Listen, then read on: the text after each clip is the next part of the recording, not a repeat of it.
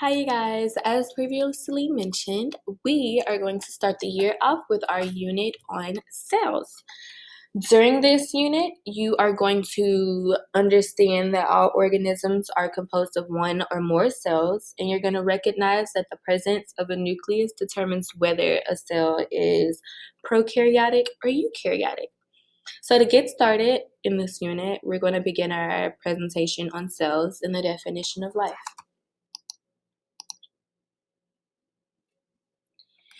First things first, it is important to understand that all living things are composed of one or more cells, and this is essentially what determines or differentiates a living thing from a non-living thing. Essentially, everything is made up of molecules of, like elements and compounds and things, but living things are made up of biomolecules that are organized into structures of a cell, whereas non-living things are not organized in cells. So because of this, scientists say that cells are the building blocks of life, and they are the smallest structures that can be classified as living.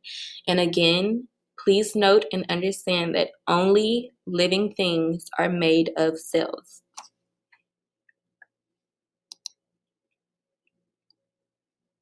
All right, so what does the word cell mean? In Latin, it means small room and was first used by Robert Hooke while comparing plant cells to small rooms. It was essentially the invention of the microscope that allowed scientists to discover tiny living things like single-celled organisms or unicellular organisms, which are things made of one cell, such as bacteria. So if you look here in the presentation, this is what his microscope looked like, and then this is a drawing of the plant cells that he visualized in his microscope.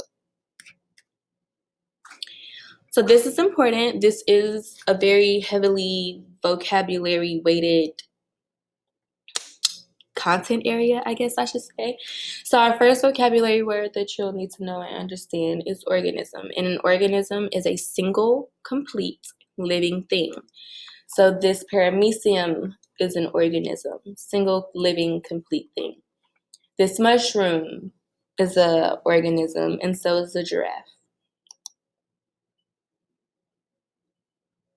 So we're going to take this time to get into another vocabulary word, which is unicellular. If you break that word apart, prefix uni means one, so a unicellular organism is one that is made of one cell. Uni, one, unicycle, one will, unicellular, one cell.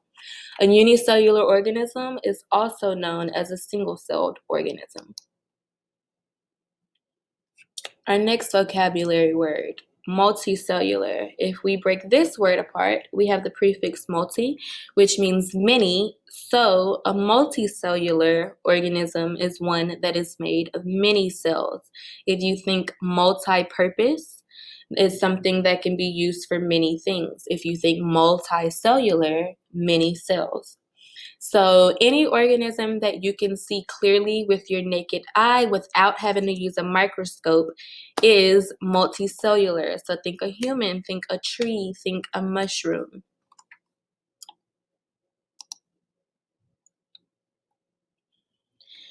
So aside from being made of cells, there are a few other things that all living things have in common. So if we look at bacteria, if we look at this little pretty baby girl, and if we look at this cute little ladybug, what are some other things you can think of that they have in common? Well, first things first, living things can reproduce themselves. In other words, they can, how can I say this? Have babies.